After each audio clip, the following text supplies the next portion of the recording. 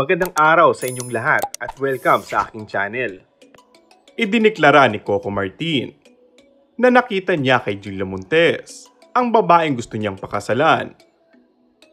Kasabay nito ang hindi mamatay-matay na issue na kumakalat ngayon sa social media na baka lihim ng kasal ng dalawa at hindi lang nila ipinapaalam sa publiko ang totoong estado ng kanilang relasyon.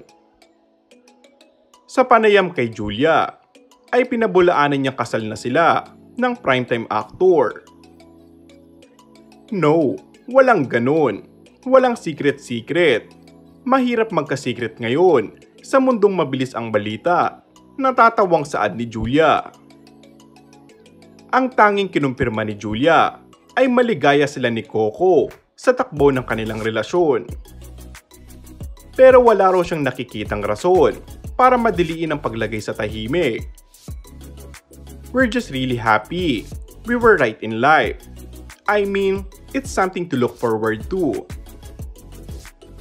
Paglilinaw pa, kaya marami nag-iisip na kasal na sila ni Coco ay marahil nakikita ng iba na very steady ang relasyon nilang magkasintahan.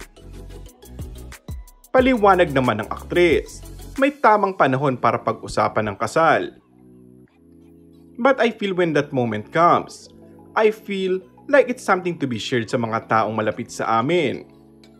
When two people are ready to share at kung hindi man siguro sa kanila na lang yun.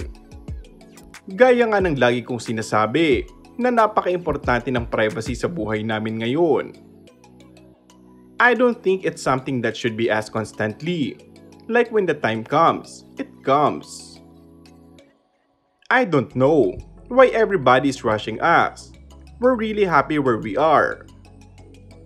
Nakiusap si Julia na wag na munang pag-usapan ng kanyang love life at abangan na lang ang nalalapit na pagpapalabas sa big screen ng comeback movie niya kasama ang kapuso actor na si Aldrin Richard sa 5 breakups in a romance.